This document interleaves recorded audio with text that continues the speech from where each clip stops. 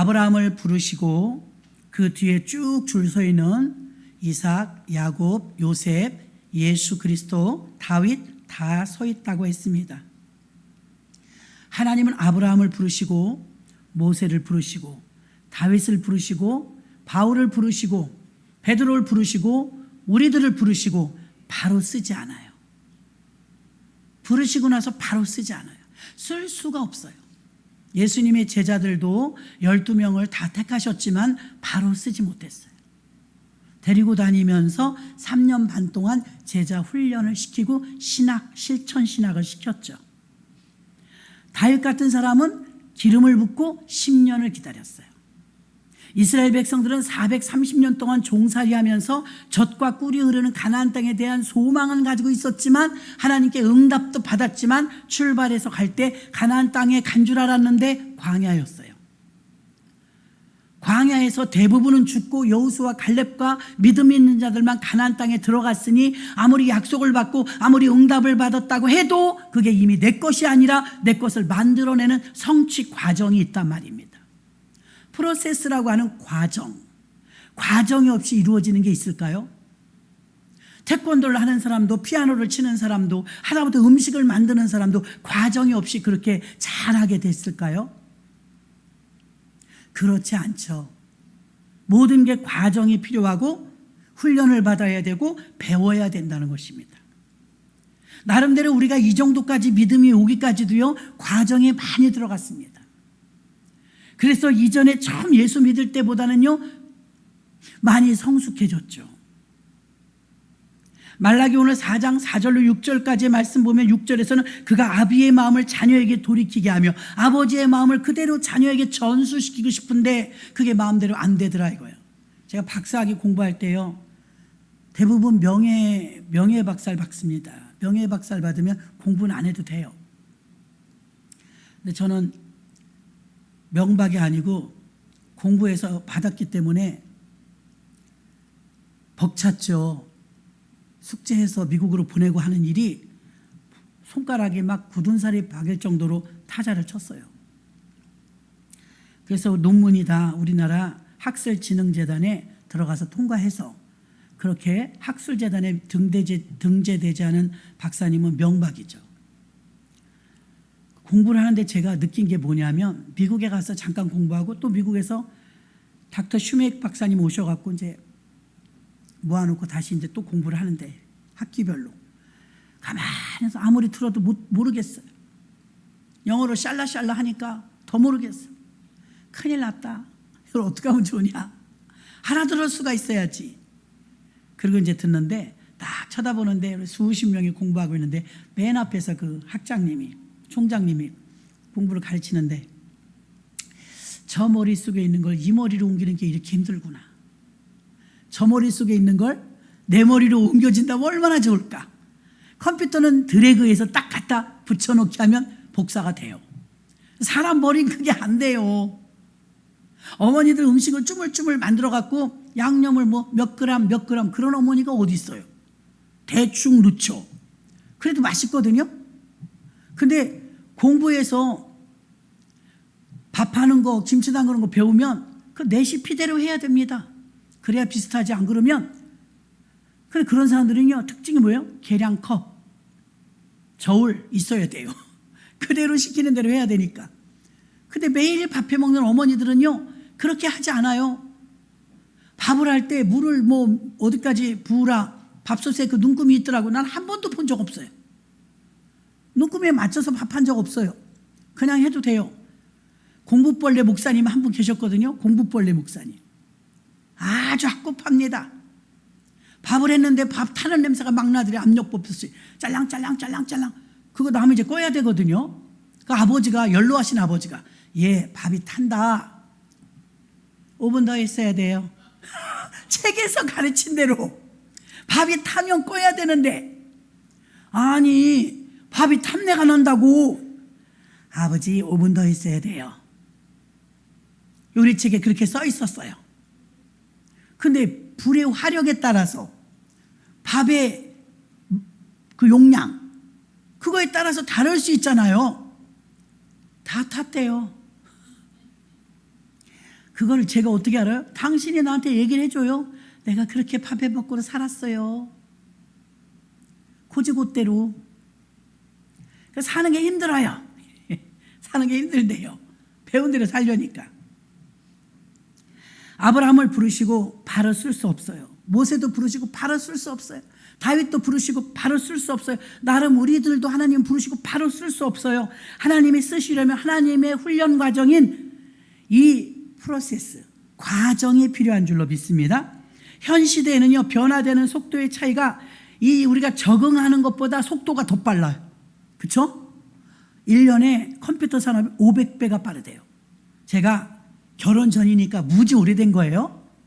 제가 6월 5일 날 결혼했어요. 6월 5일 날. 지금 며칠이에요? 며칠 남았어요. 6월 5일 날 결혼했어요. 덥더라고요. 한복 입고 이렇게 하니까. 근데 결혼한 지가 이제 42년 된 것 같아요. 42년 된 것 같은데, 그러니까 오래됐다는 얘기예요. 그 옛날에. 그 옛날에 제가 결혼할 즈음에 저랑 한 직장 다니는 언니가, 그 언니의 애인은 국방부를 다녔어요. 전산실에. 이번에 신방하다 그 얘기 생각나서 웃어서 혼났어요. 국방부 구경을 시켜준다는 거예요. 제가 국방부 갈 일은 없는데 언니 애인이 국방부 전산실 직원이라 몰래 들어갔어요. 그래갖고 이제 깊이도 못 들어가고 초입에 들어가서 보여주는데, 자기 근무하는 데를 보여주는데, 컴퓨터가 얼마나 큰지 저보다 커요. 캐비넷만 해요. 이야, 역시 국방부는 대단하다고. 그런 캐비넷 같은 컴퓨터가 이쪽으로 쫙 저쪽으로 쫙, 컴퓨터가 얼마나 많은지, 과연 야, 이 전산실에서 우리나라의 모든 게 다 이렇게 움직이는구나, 대단하다 그랬거든요.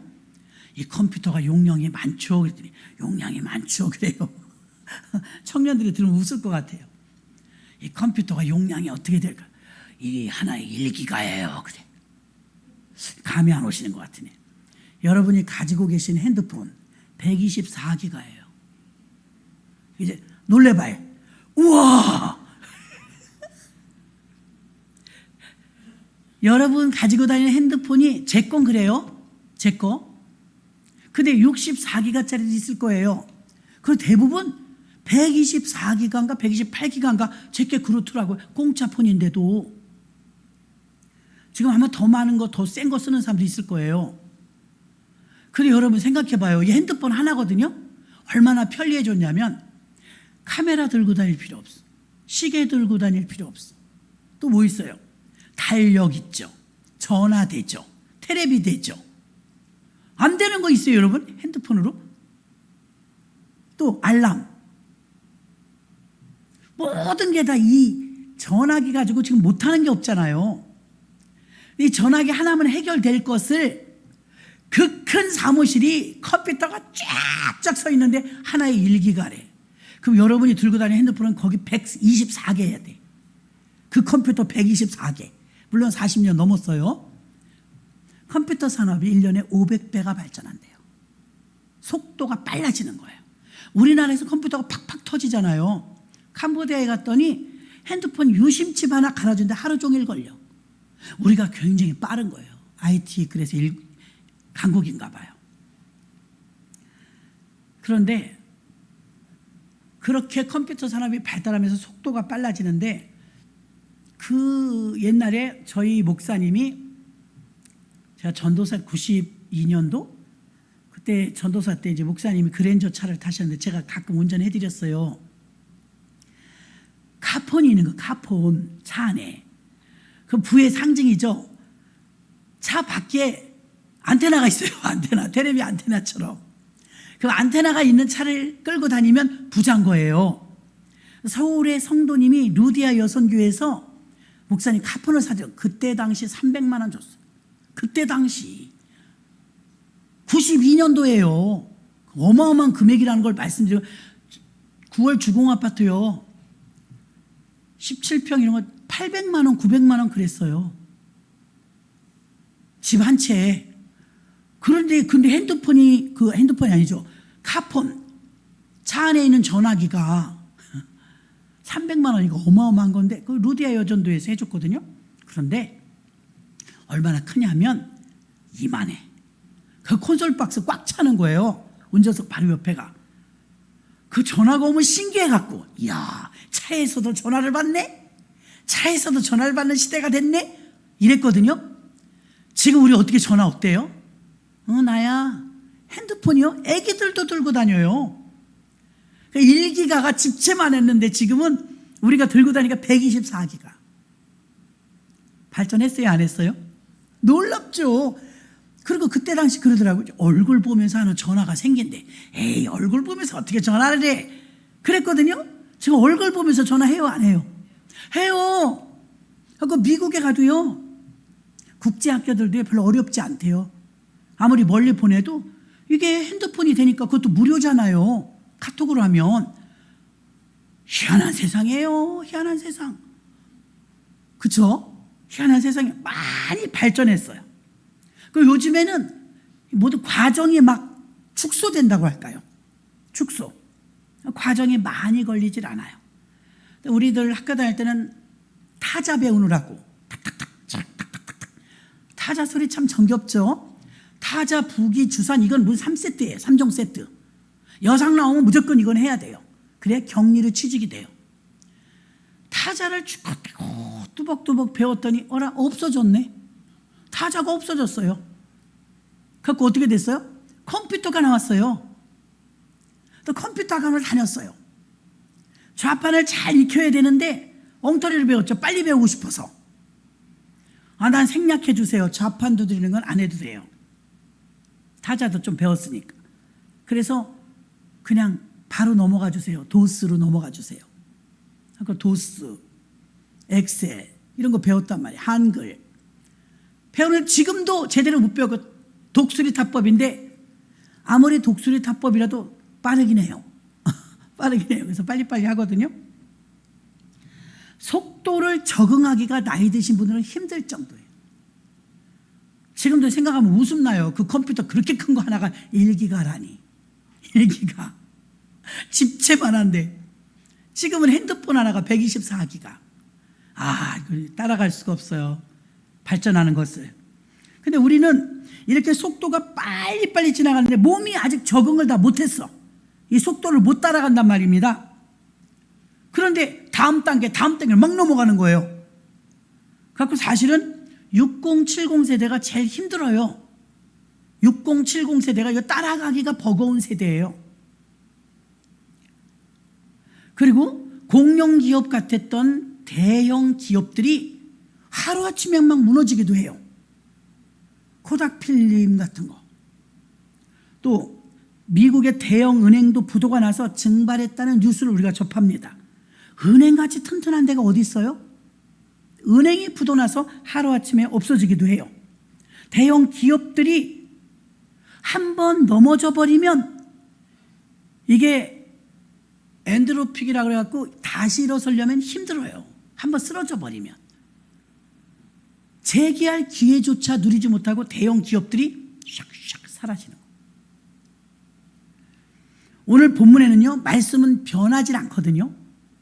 답답하죠. 변하지 않으니까. 옛날 거잖아요. 오늘날도 적용되는 것이 기가 막히죠. 본문 4절에도 율례와 법도를 기억하라. 모세에게 명했던 법, 그 율례와 율법, 법도를 기억하라.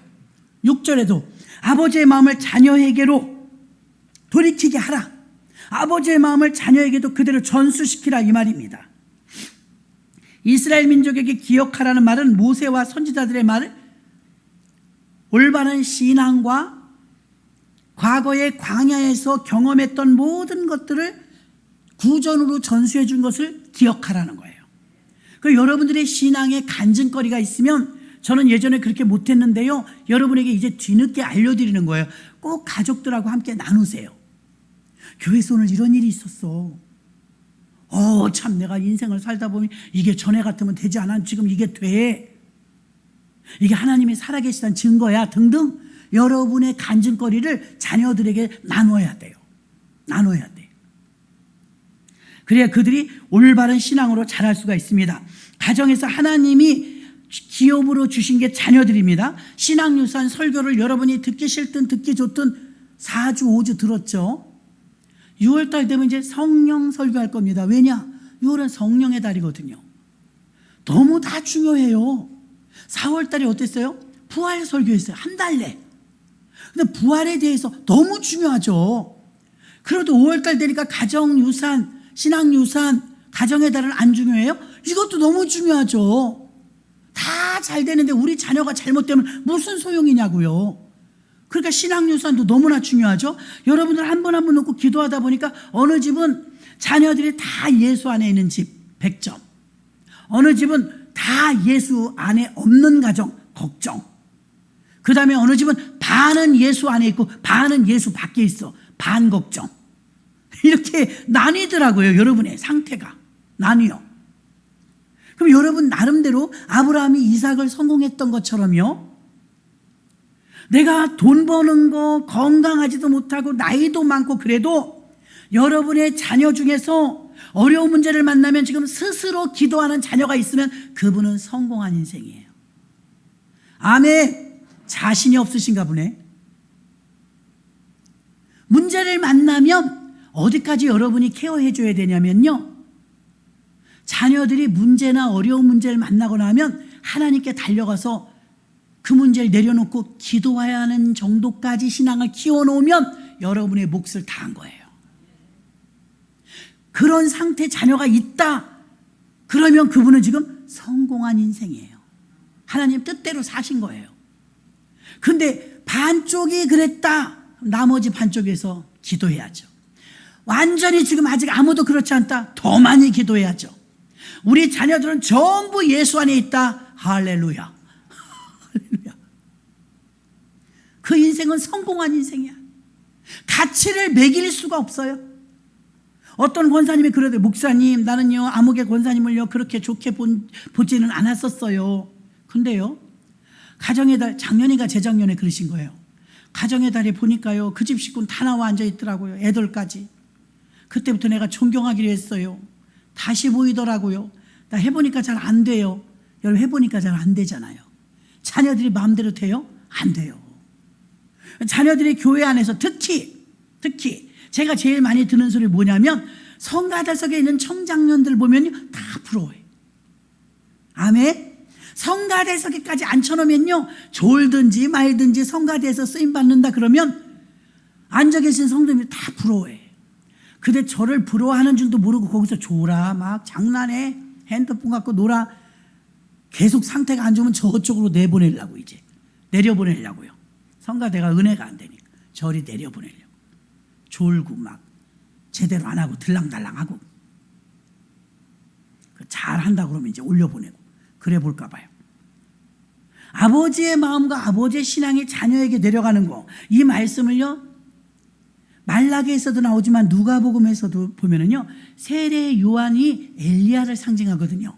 엘리야, 구약의 엘리야가 신약의 세례 요한과 영이 같아요, 상징적으로. 근데 오늘 말라기에서도 보니까요 이게 분명히 엘리야에게 임했던 그 은혜가 여기 5절에 나오잖아요. 보라, 여호와의 크고 두려운 날이 이르기 전에 내가 선지자 엘리야를 너에게 보내리니.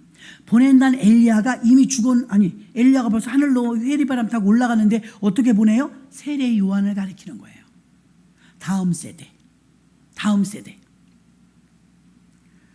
아버지의 마음을 자녀에게, 구약의 엘리야의 마음을 가진 자는 바로 세례 요한이었습니다. 그래서 이스라엘 민족에게 기억하라는 모세와 선지자들의 말씀, 올바른 신앙을 기억하며 아브라함, 이삭, 야곱, 요셉, 아브라함 그래 성공한 거예요.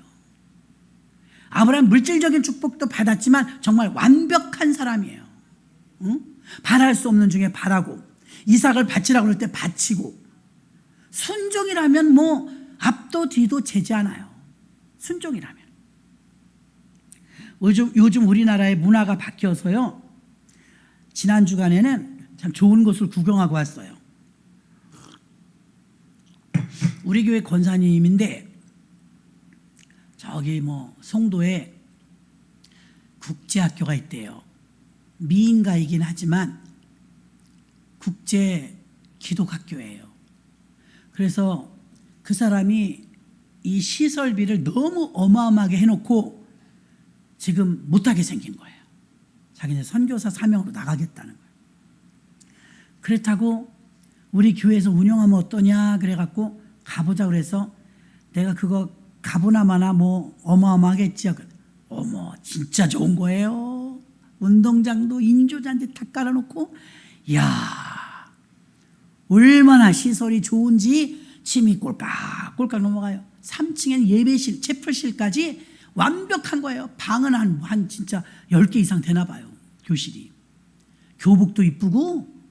근데 그 원장님이 너무 애잔하고 젊어. 애기가 이제 3살, 2살?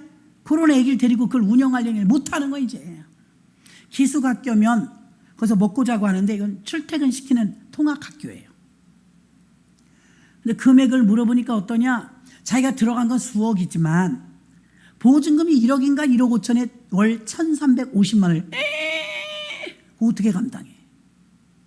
학생은 40명 있었는데 지금 쉬고 있더라고요. 100명이나 돼야 조금 운영을 할까 말까요. 소개해 주신 분이 있기 때문에 또 그냥 아유 한 번에 캔슬 안 돼요 못해요 이렇게 할 수는 없고 기도해 보라 해서 기도했어요.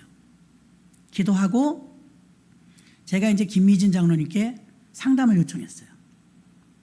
장로님 미션 스쿨이 있는데 다음 세대를 위해서 너무 좋긴 한데 제가 그 미션 스쿨 경험이 없어서 이미 NCM에는 미션 스쿨이 있거든요. 거기는 어떻게 운영하세요?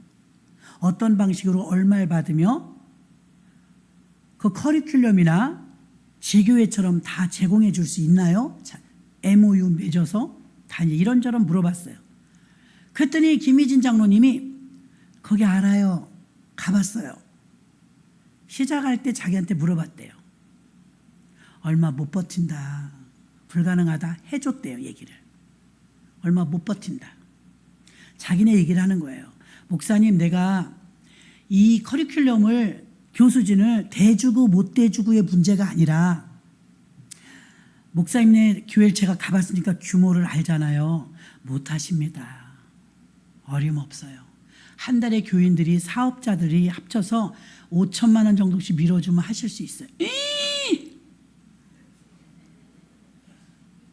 700만 원 이자 내는 것도 힘들어갖고 막 버겁거든. 그래서 자기네 NCMN에서는 영등포에서 지금 하고 있대요. 60명 정원인데 이번에 이제 그 비전센터를 지어요. 200억짜리 공사 3개월 있으면 끝나요. 거기에 이제 250명 들어가는 거를 미션스쿨 한대요. 근데 지금 60명을 하고 있는데 1년에 2억씩 적자가 난대요. 1년에 2억. 보통 일이 아닙니다. 지금 나가 자빠지는 학교가 얼마나 많은지 아십니까? 왜 그러느냐? 자기네는 NCMN에서 매 학기마다 재정학교, 리더십 학교 하면서 졸업할 때 꼭 10,000원짜리 그 CMS를 쓰게 해요. 그러면 300명씩 1년에 3팀, 4팀이 10,000원씩 내서 막 밀어줘도 1년에 2억이 적자라는 거예요. 정원을 10명 넘으면 엄마들이 싫어한대요. 퀄리티가 떨어지면 안 되니까. 한 반에 8명 정도, 우린 70명, 60명 배웠는데, 그리고 공교육에다가 기대를 못 하는 거예요. 너무 좌파 교육시키고. 그러니까. 그래서 왜 입학하는 아이들이 그렇게 없는가 하면 대안학교로 많이 가는 거예요. 애들이. 그래서 나라에서 하는 공교육에는 오히려 아이들이 얼마 없는 거예요. 그럼 학비가 얼마냐? 요 송도의 국제학교는요, 1인당 한 달에 150만 원이에요. 여러분, 우리 같은 150만 원에 2명 보내면 300만 원이에요. 보낼 수 있겠어요? NCM에는요, 50만 원씩 받는데요. 나머지는 다 적자래요. 적자 날 줄 주판 두들겨보고 적자 나는 거 알고 시작했대요. NCMN에서 인프라가 워낙 풍부하니까 간사가 2만 명이거든요. 후원금을 받아서 한다 생각을 하고 적자 날 걸 알고 그럼에도 불구하고 다음 세대는 키워야 되니까 60명 정원에 1년에 2억씩 적자 나는데 앞으로 저 이제 비전센터로 들어가면 20억씩 적자 날 겁니다. 알고 하더라. 그래도 할 겁니다. 20억 적자 나도. 이걸 우리는 인프라도 되어 있고 자기 비타민 회사에서 수익금 막 다 때려 넣는 거예요. 그래도 다음 세대를 살려야 되니까 발버둥 치면서 한다는 거예요. 교회들이 반드시 해야 됩니다. 그러나 목사님, 목회 제대로 하시기 힘들어져요. 그거 손대시면. 그래서 어떻게 하시려고 합니까? 그래서 일단은 NCMN에서 인천 지교에서 맡아주면 좋겠고, 그 건물 제가 가봤습니다. 알아요, 잘. 그리고 퀄리티 높습니다. 그 원장 능력 있습니다. 아주 잘해요, 그러더라고요. 잘하는데 제가 그 말을 해줬습니다. 얼마 못 버틴다 얘기를 해줬대요. 근데도 하더래.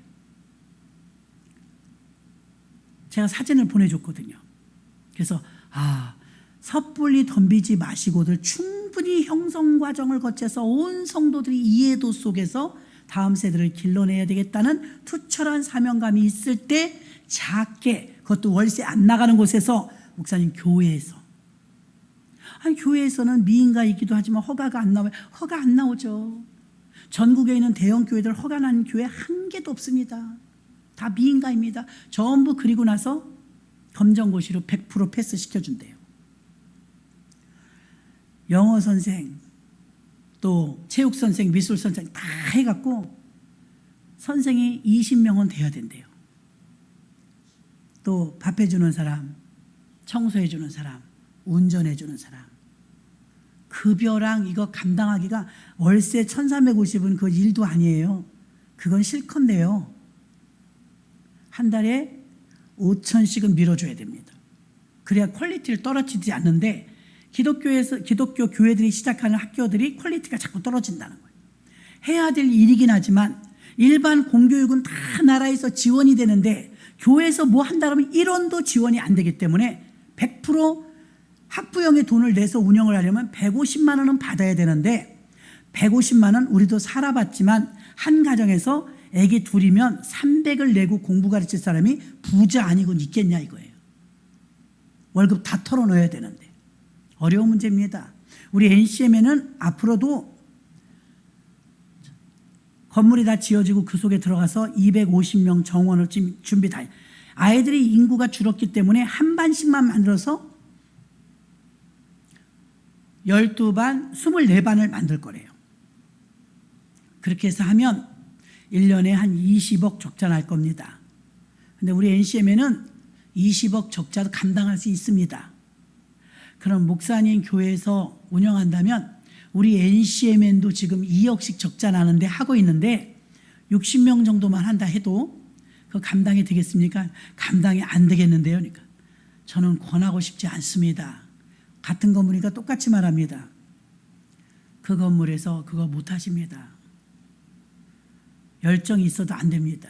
믿음으로 안 됩니다. 각오를 하시고 하셔야 됩니다. 그런 자원자가 나오면 하세요. 빌어줄 수 있는 자원자. 자기네도 처음 시작할 땐 자원봉사 많았대요. 못 버티랬더래요.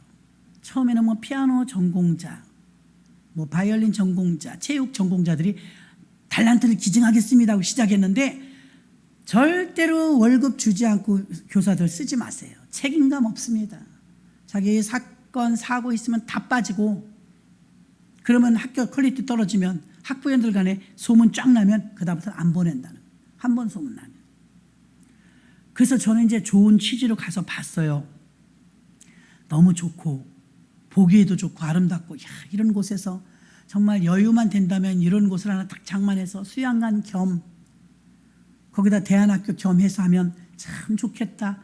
그러나 우리 건물도 아니고 월세로만 나가는 거니까 아무리 내도 내 건물 되는 거 아니고, 그래서 이제 며칠을 기도하고 어렵게 이번 주에 이제 외국 가시니까 가기 전에 한번 거기 커리큘럼을 좀 달라고 이제 다리를 넣어갖고 어저께 최종적으로 이제 상담이 됐던 거죠. 그래서 우리가 마음이 뜨겁고 아무리 열정이 있어도 지금 이스라엘 백성들에게 다음 세대 교육은요, 랍비들이 해요. 랍비. 신앙 형성 과정과 배우자까지 랍비들이 터치를 해요. 근데 우리나라에서는요, 죄송한 표현이지만요, 하나도 없어요. 그런 인프라. 그런 교육 해주는 데도 없고 받는 데도 없고 받을 수도 없고 초고령화 사회가 되다 보니까 오히려 노인 계통으로는 많이 열려 있지만 아동 계통으로는 거의 전무해요. 유대인들은 부모가 원하는 대로 자녀를 키우지 않아요.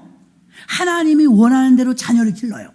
틀려요. 하나님이 원하는 대로 자녀를 기르고 부모가 원하는 대로 전공을 시키는 것이 아니라 하나님이 원하는 대로 자녀를 양육해요. 결혼하는 부부에게도 결혼, 가정생활의 교육도 부모님과 전문적으로 랍비가 교육을 시켜요. 결혼을 앞두고 교회나 지금 이 일을 랍비나 부모가 교육을 시키는데 우리나라는 못하고 있다는 거예요. 기독교 교육을. 오늘날 말씀을 전수시켜주는 랍비 제도가 이스라엘 아직도 있는데요. 그 아이들에 대해서 신앙교육과 결혼교육, 부부생활, 결혼생활, 가정생활의 교육을 우리나라로 바꿔 말한다면 교회와 가정이 이 몫을 감당해야 됩니다. 없잖아요. 그런 기관이. 교회와 가정이 해야 돼요. 대안학교라든가 기독교 학교, 미션 스쿨은 반드시 있어야 돼요.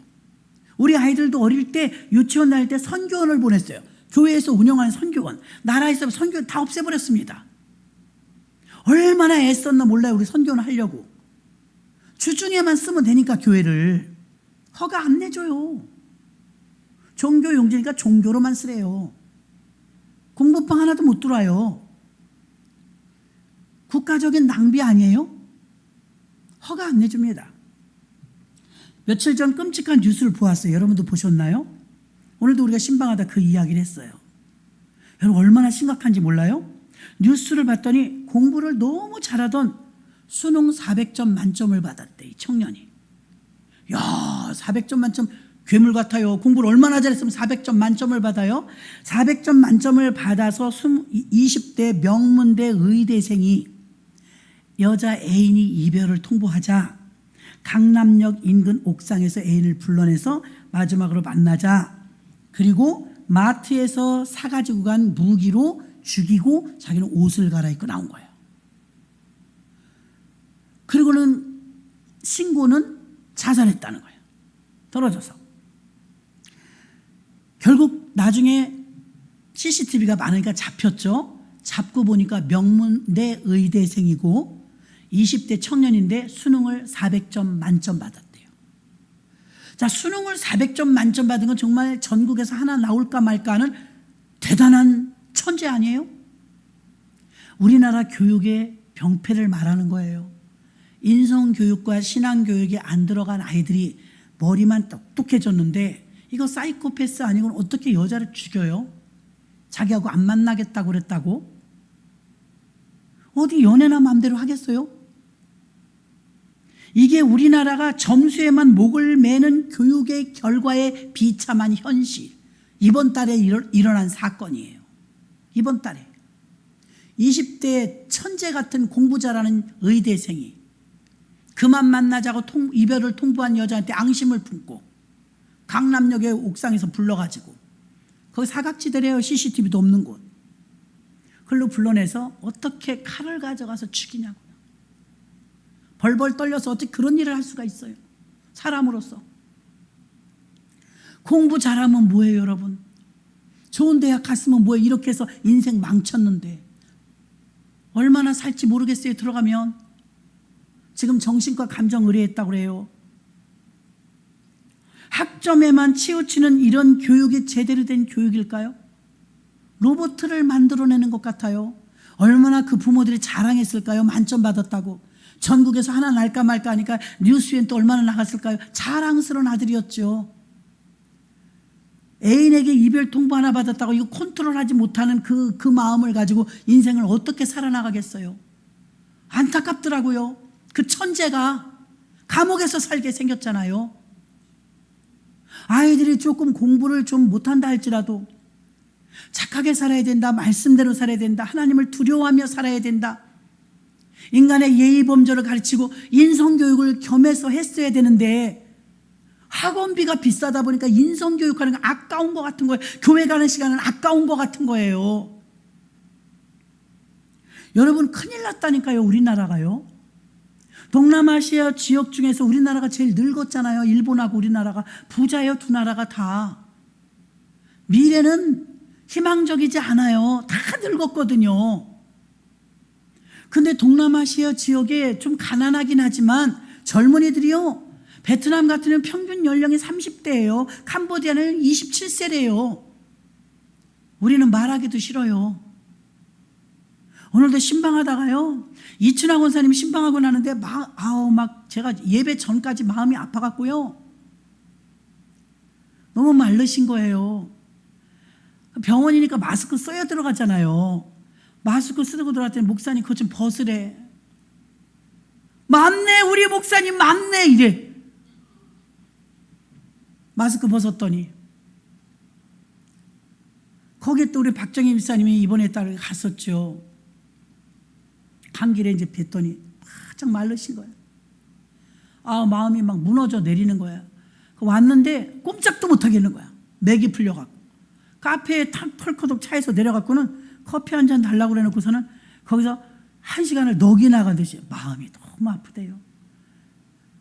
그리고 거기에 막 박정희 집사님 울지 또 가니까 반가워서. 다 노인이야. 우리가 이발봉사 다닐 때 그 자리에서 기도해드리고 만나고 하는데 이제 홀쭉해져갖고 늙으신 거야. 권사님 올해 이제 몇 되셨으니까 88. 너무 오래 계신다 여기에. 88. 긴가민가 하니까 거기서 예전에 이발 봉사할 때 예배 드리던 분들이 계속 쳐다봐 우리를. 우르르 들어가니까. 근데 어쨌든 그분이 뭐라고 한 건 아닌데 목사님 나 거기 교회 다닐 때가 제일 행복했어요. 그래. 내가 그때 제일 행복했어요. 막 손을 잡고 안 놔. 안타깝다 이거죠. 그런데 그런 분이 한두 분이 아니야. 노인분들이 한두 분이 아니에요. 앞으로 우리나라는요 고령화, 초고령화 사회예요. 힘없고 자기 혼자 스스로 살지도 못하고 어려운 가운데 있는 분들이 많단 말입니다. 일일이 다 신경을 쓸 수가 없을 정도로 이제 많아집니다. 그런 가운데 귀한 우리 젊은이들이 무럭무럭 성장해서 건강하게 나라를 딱 받쳐줘야 되는데 의지력이 약해요. 우리들 클 때는 억척같이 컸다고 하죠. 억척같이. 그리고 우리 부목사님 그러잖아요. 자기는 엄마가 키우지 않았다고 언니들이 키웠다잖아요. 막내니까 여덟 형제니까 8쯤 되면 엄마 등어리 막 못 봐요. 언니들 등어리에서 크지. 우리 땐 다 그랬거든요. 우애 있게 크잖아요. 그러니까 인성교육이 되죠. 서로 위해주고 아껴주고. 근데 지금은 하나나 둘만 낳잖아요. 유치원에서 그렇게 가르친대요. 밥 먹여서 다 키워줬더니 할머니는 우리 가족 아니에요. 야, 할머니가 너 맨날 밥 해주고 너 이렇게 챙겨주는데 왜 가족이 아니야? 가족이 아니에요. 엄마, 아빠, 동생 우리 이렇게만 가족이에요. 그래서 오늘 또 그랬어. 예, 할머니, 할아버지가 왜 가족이 아니니? 너는 누가 낳았어? 엄마가요. 너네 엄마 누가 낳았어? 응? 너네 할머니가 낳았잖아. 근데 왜 가족이 아니야? 유치원 선생님이 그렇게 가르친대. 선생님이 그랬어요. 우리 집에 같이 사는 사람만 가족이라고. 그렇게 가르쳐놔요. 초등학교 가면 더 심해집니다, 여러분. 초등학생 두신 분이 있어요? 초등학교 가면 어떻게 가르치는지 알아요? 엄마 아빠 고발하라고 신고하라고 가르쳐요. 혹시 때리면 신고하래. 혹시 언어 폭력하면 신고하래. 애들이 뻗뜩하면 선생님도 신고해요. 뻗뜩하면 부모도 신고해요. 환장해요 진짜. 어떻게 가르치는 거예요 애들을 도대체. 아까도 우리가 모여서 얘기했는데 그런 거예요. 너무너무 애가 안타까운 아이가 있었는데 이 아이를 빼내갖고 대안학교를 보냈대요. 기독교 미션스쿨이 비싸지만 150만 원이었대요. 오늘 신방 가는데 그 자매님 얘기해 주더라고요. 목사님 제가 아는 언니가 있는데요. 송도예요. 오늘 송도 신방 가는데 150만 원씩 애기 둘이니까 300이라는 거예요. 근데 그 집은 돈이 좀 부자래요. 어디 산다더라. 거기 유명한 데 살더라고요. 그래갖고 아이들을 보냈는데 와가지고 자랑을 하는데 우리 아이들이 완전 바뀌었어. 완전 바뀌었어. 뭐 어떻게 했는데, 언니 어떻게 했는데 물어봤더니 어떻게 한 거 없어. 딱 대안학교만 보냈대. 기독교 미션 스쿨을 보냈는데 공교육에 다니던 애가 적응을 잘 못하고 이러니까 자기 아이가 왕따 되는 것 같으니까 속이 상하잖아요. 그 집은 돈이라도 있지. 그 기독학교를 보냈대요. 미인가이긴 한데 거기에 보냈는데 애가 바뀌기 시작하는데 얼마나 순종 잘하고 공부 잘하고 말씀 잘하고 예배 잘 드리고 하는지 기뻐가지고 돈이 하나도 안 아깝다는 거예요. 기독학교니까 가능한 거예요. 안 바뀝니다, 애들. 근데 그런 집은 돈이라도 있으니까 그러지만 일반인 집에서 그 보내기 쉽지 않죠. 학점에만 치우치면서 공부만 잘하라고 학원에만 계속 보내면 로봇처럼 공부만 잘하는 거예요. 불쌍한 사람을 보면 불쌍한 마음이 들어야 되는데 불쌍한 마음을 몰라요. 슬피 우는 사람이 있으면 저 왜 슬픈지 마음이 좀 동조가 되고 찡해야 되는데 찡하는 게 없어요. 로봇 같아요. 우리들 클 때는 그냥 공부는 그렇게 막 목을 매지 않았던 것 같아요. 그래서 어려운 사람 있으면 도와주고, 학교 갈 때 학교 책가방도 무거워서 절절매는 애가 있으면 그거 들어다 주고, 미술 시간 되면 도화지 한 장을 못 사오는 애가 있잖아요. 가난한 아이들은. 그럼 슬쩍 그 책상에 도화지 하나 놔주고. 그런 게 지금 가능할까요? 교육이 시스템이 틀려졌어요. 교육 시스템 자체가.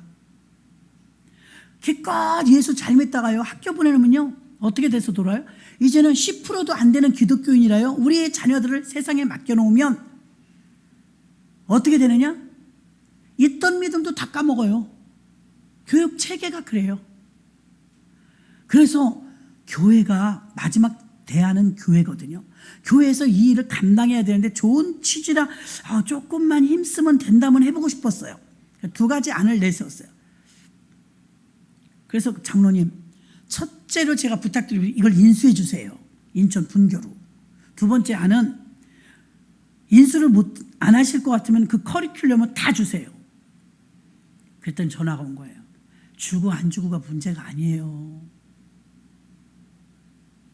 목사님까지 흔들려요. 우리가 이게 이 큰 단체에서 운영하는데도 이게 1년에 2억씩 적자나면서 끌고 가는데 감당하기 힘드십니다. 인건비랑 선생님들이 거의 하나에 하나 붙는데요. 하나에 하나.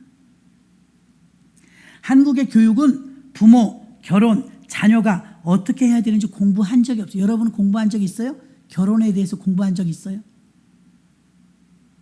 또 자녀를 어떻게 해야 되는지 공부한 적 있어요? 부모가 되는 거, 결혼하는 거, 자녀를 어떻게 하는지 공부해 본 적도 없고 교육 받을 곳도 없어요. 인생에서 너무나 중요한 것이지만 신앙 형성으로서 교회나 이스라엘은 랍비가 하니까요. 교회나 가정에서 이걸 맡아줘야 되는 거예요. 안 그러면 세상에 내모는 거예요. 공부만 잘하게 만들어놨더니 그런 수재가 살인범이 될 줄 누가 알았어요? 지금 땅을 쳐도 이미 형성이 다 돼버렸기 때문에 화석화되어버린 머리가 돌아오지 못해요. 그래서 그 어린아이를 세상에 기독학교를 보냈더니 달라져도 그렇게 달라질 수가 없다고 아까 간증하더라고요. 목사님 있잖아요. 그 언니네 애들이요. 변해도 그렇게 변할 수가 없대요. 이사 가시는 이지원 씨도 그 얘기를 했어요. 어떻게 할 수가 없더래. 아버지가 돌아가시고 나서 애가 방황하는데 잡을 수가 없더래. 너무 가슴이 아파서 할 수 없이 자기가 이제 그 대안학교를 보낸 거예요. 애가 180도 달라져 갖고 잠언 읽고 성경 읽고 말씀 공부하고 예배 드리고 하면서 일주일에 한 번 만나는데 거긴 기숙학교니까 한 180만 원씩 낸다는 것 같았어 그때. 근데 이 집은 돈이 있으니까 아깝지가 않은 거예요.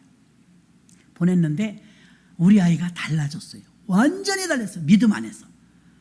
지금 이제 앞으로 한 10년 20년 지나면 여러분 우리나라의 이 자녀 세대는요 극과 극으로 나뉠 것 같아요. 결손 가정이 얼마나 많아요. 그곳에서 자란 아들이 그냥 되는 대로 살거든요.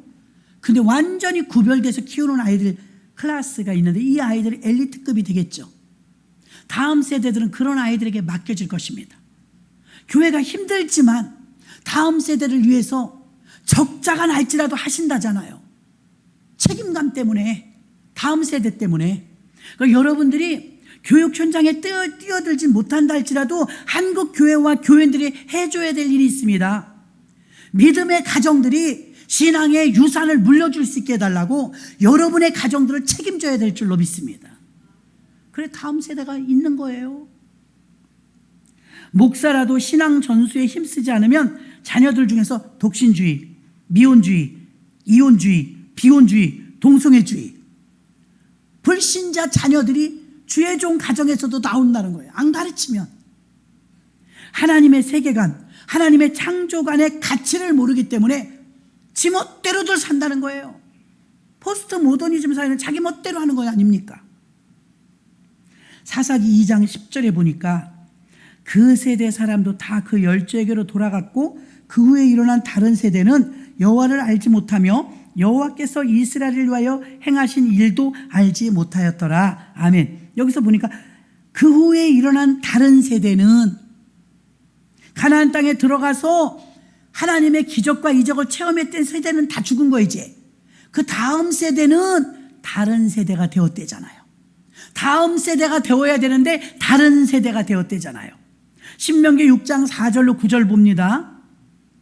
신명기 6장 4절로 9절 여러분이 한번 합독해요. 시작. 이스라엘아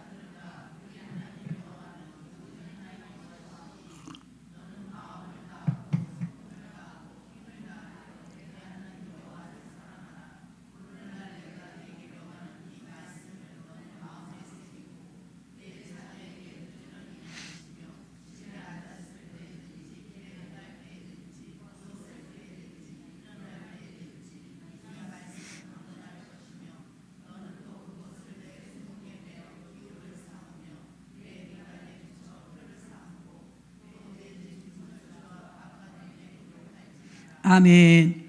공부를 잘한 사람은 잘했다고 치는데요. 또 하나 또 아픈 소식을 들은 게 뭐냐면 공부 잘하지도 않고 부모에게 잘하지도 않은 한 청년이 화가 막 이만큼 난 거예요. 왜 화가 났냐 그러니까 우리 엄마 아버지가 이렇게 아픈데 친척들이 뭐 하는 거냐고. 왜 와서 안 도와주고. 아니, 아들이 장성한 아들이 있는데 자기가 해야지. 그래서 우리 교회 집사님한테 잘 부탁한다고 그러더래. 듣는데 어이가 없어가지고 목사님 나한테요 잘 부탁한대요.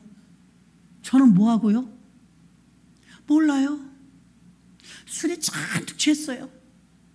당신은 술 먹어야 되니까 왜 형제들이 찾아오지도 않고 도와주지도 않냐고 호령호령 하더래요. 다른 세대가 막 나오고 있는 거예요. 사느라고 먹고 사느라고 급급해서 여러분 신앙 교육에 관심 못 써도 큰일 납니다. 큰일 나요.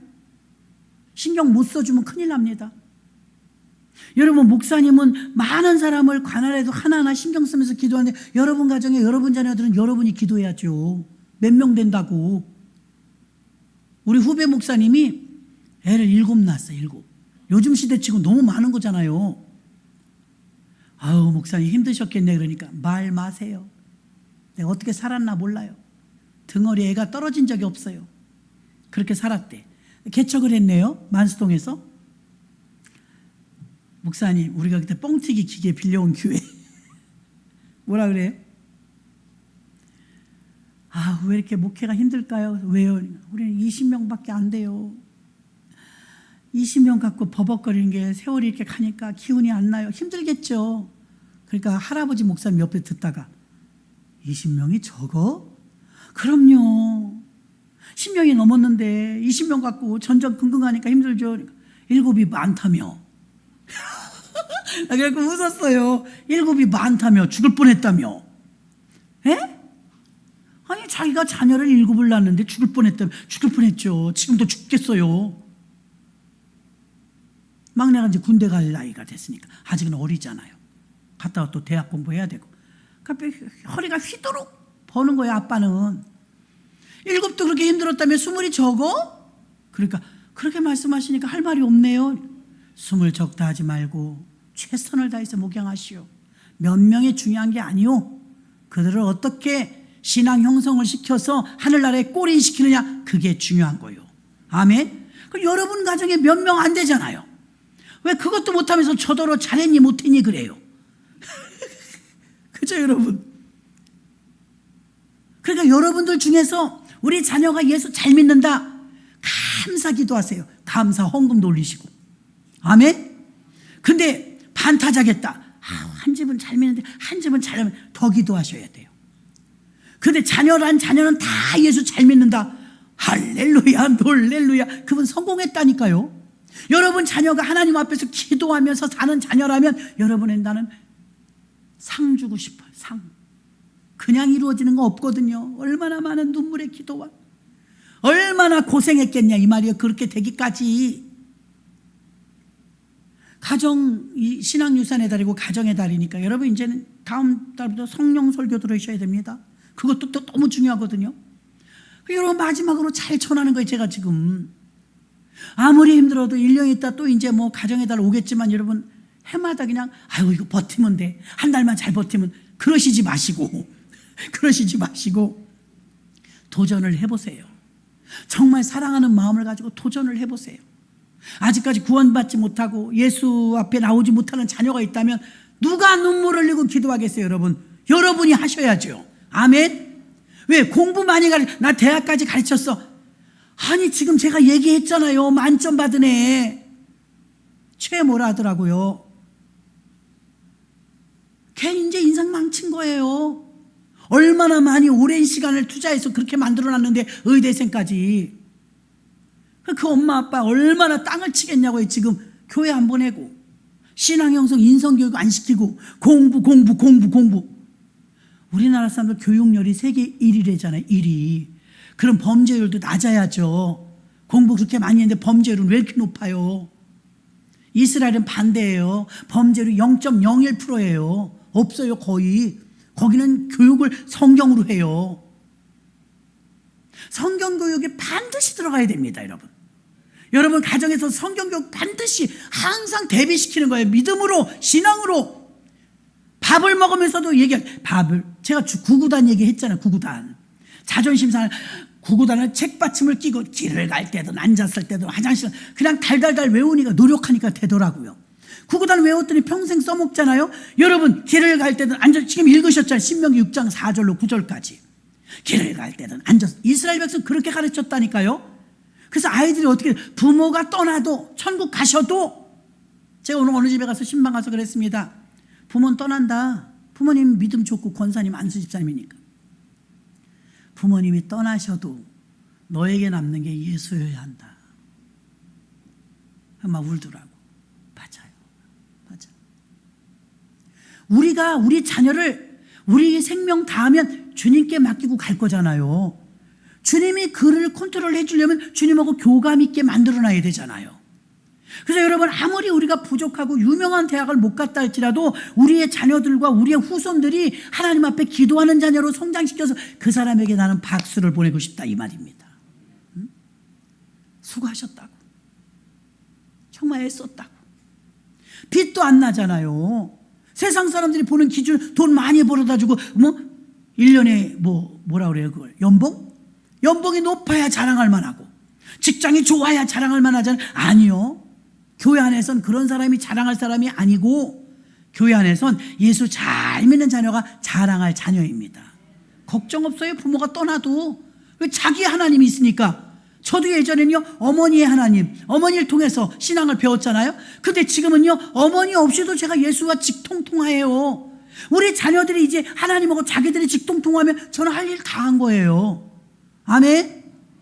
우리 4대가 예수 믿거든요. 4대. 돈은 없어요. 부자는 아니에요. 꿀릴 거 없어요. 왜? 예수 안에 있으니까.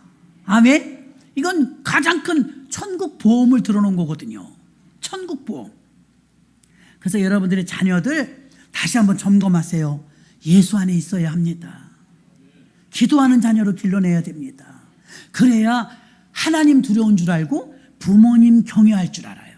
하나님을 잘 믿는 사람은 부모님 함부로 못해요. 함부로 못해. 요즘에 어르신들 폭행 사고 나면요, 대부분은 자녀가 때린 거예요. 고소 고발 들어오잖아요. 경찰서 오잖아요. 부모님들 뭐라고 하잖아요. 아, 내가 넘어졌다고. 자녀 그거 아껴주느라고. 내가 넘어진 거라고. 넘어진 거 아니에요. 아들이 때린 거예요. 못된 놈이 많아요. 부모를 막 거역하고 대들고.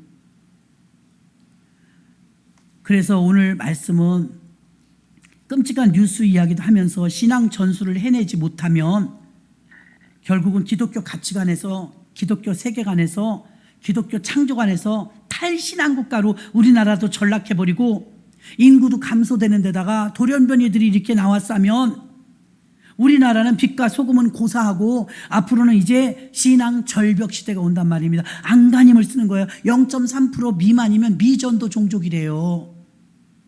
10% 미만으로 떨어졌잖아요. 우리나라가 지금. 미국이 한번 10% 미만으로 떨어지면 이 기독교 계층이 소그룹으로 전락된대요.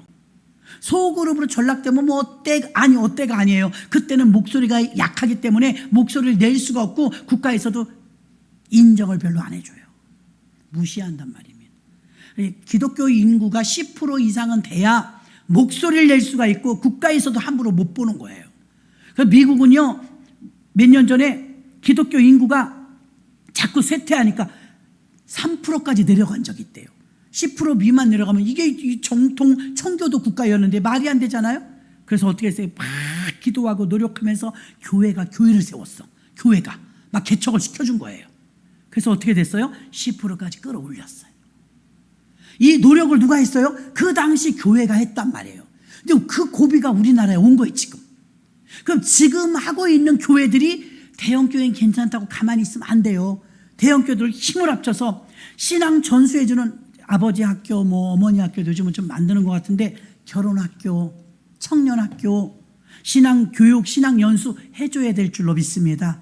마지막으로 우리가 이 시간에 주여 일창하시고 간절한 마음으로 아직도 교회 나오지 않은 우리 자녀들, 아직도 예수 앞에 무릎 꿇어 기도할 줄 모르는 우리 자녀가 있다면 그 자녀, 우리 가족이 있다면 그 가족을 위해서 이 시간에 주여 일창하시고 통성으로 기도합니다.